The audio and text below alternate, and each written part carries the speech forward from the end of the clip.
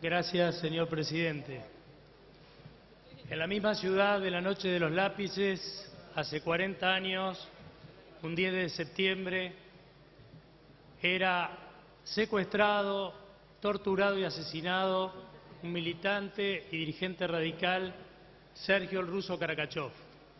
Pocos días antes, y advirtiendo la presencia de grupos de tareas que asolaban la ciudad de La Plata por entonces, que merodeaban su casa, su estudio jurídico, el jardín de sus hijas Matilde y Sofía, corre en primer lugar en resguardo de su familia y posteriormente a avisarle a su amigo y socio en el estudio jurídico de La Plata, Domingo Teruggi, y se encuentra con la situación de que lo estaban esperando tanto a él como a Mingo, que ya lo habían secuestrado poco antes, que lo estaban esperando estos grupos de tarea paramilitares de La Plata.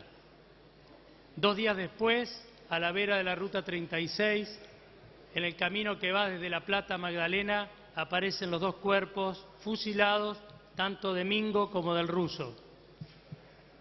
El velatorio y el entierro y el cortejo se llevó bajo las mismas condiciones de amedrentamiento de estas patotas y estuvieron presentes un puñado de dirigentes y militantes que estuvieron presentes en el ámbito del cementerio, como del cortejo que pasó por las puertas cerradas de la Casa Central de la Unión Cívica Radical, y allí estuvieron apenas un puñado de dirigentes, entre los que se contaba al exgobernador Anselmo Marini, a don Ricardo Balbín, que por estos días se cumplen 35 años de su fallecimiento, y a Raúl Alfonsín, además de militantes de la propia ciudad de La Plata y de otros lugares.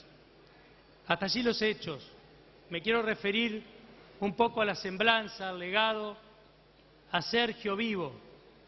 Y en ese sentido puedo decir que Sergio, nacido en La Plata en el año 39, producto típico del sistema público de educación que cursó en el ámbito de la escuela pública, del Colegio Nacional de La Plata, de la Universidad Nacional de La Plata, la Facultad de Derecho, donde militó en el movimiento reformista, en una agrupación predecesora a lo que fuera después la Franja Morada, que se denominaba Unión Reformista, Unión Universitaria.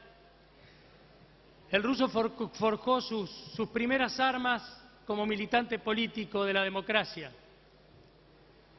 En esa situación se relacionó, y quiero referirme puntualmente a 2 liderazgos de nuestro partido. En primer lugar, lo unía una relación entrañable con el propio Ricardo Balbín.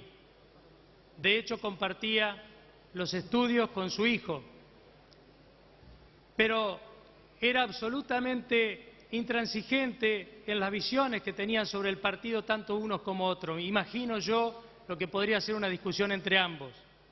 El Ruso consideraba, y sobre todo después del golpe al gobierno de Ilia, que mantener una maquinaria oxidada en el ámbito de la lucha política y dejar que esa situación esperara hasta volver a tener una apertura democrática no era suficiente, que teníamos que tener al radicalismo en las calles, que teníamos que romper nuestro complejo de inferioridad por no haber interpretado hasta ese entonces la aparición del peronismo en la escena política.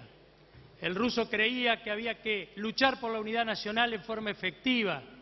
Eso lo acercaba a otro liderazgo que empezaba a alumbrar en la política argentina, como era Raúl Alfonsín. Y en ese sentido acompañó desde los sectores más dinámicos del partido lo que en la década del 70 Raúl Alfonsín constituyó en el movimiento de Renovación y Cambio.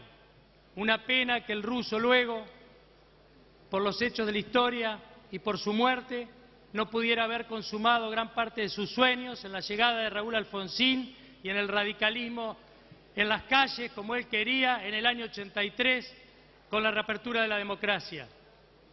Pero el Ruso vio plasmado, de alguna manera, todos esos sueños de tener un radicalismo activo y permanentemente en las calles a través de los movimientos más dinámicos del partido. y eso no mellaba de ninguna manera la relación con hombres como Balbín. Sí. La relación con contemporáneos, con congeneracionales de su época. Más o menos. También muy importante, con sus propios militantes de su propia agrupación. Quiero citar algunas palabras que escribiera Freddy Storani poco tiempo después de la muerte, en semblanza de un militante, que decía que para todos los militantes no hay mayor satisfacción que tener la conciencia de por qué y para qué se lucha, y eso es lo que sentían cada vez que hablaban con el ruso Karakachov. Y con otras fuerzas, porque el ruso cultivaba un diálogo permanente con otras fuerzas políticas, aunque no se coincidiera en todo, con mucho respeto, y en eso era mordaz, y su única arma era la idea y la palabra, y en eso era casi invencible, porque con la idea y la palabra él creía que se podía llevar adelante una verdadera unidad del campo popular en la Argentina. Diputado, ¿podemos ir cerrando? En ese sentido, la resistencia a los gobiernos democráticos no era acompañada por él. Él creía que la resistencia era una palabra que debía usarse para con las dictaduras militares y no para con los gobiernos democráticos. Y no compartía también la experiencia de la lucha armada, y lo decía directamente sin perder amistades por eso. No compartía porque no creía en la lucha de aparatos y no creía de ninguna manera en las actitudes vanguardistas. Fue abogado laboralista y eso lo llevó a defender a ferroviarios, a trabajadores de frigoríficos, y fue periodista también. Y denunció poco tiempo antes, en una columna que fue premonitoria de su situación después, acerca de la violencia, donde le escribió una carta al dictador Videla, denunciando la aparición de 20 cuerpos dinamitados en la zona de Pilar y el secuestro a Hipólito Solari Irigoyen, que luego terminara en el exilio, y a Mario Abel Amaya, un diputado radical que muriera a causa de los tormentos en la cárcel. Quiero sintetizar con esta breve semblanza, señor presidente,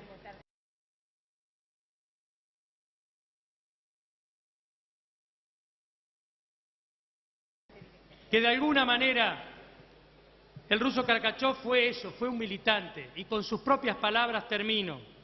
Él decía en una de sus columnas: un militante no es un héroe, simplemente quiere vivir, simplemente no se conforma con aceptar que otros han decidido ya su vida, su futuro, sus módicas ambiciones y su muerte. Gracias, presidente. Gracias, señor diputado.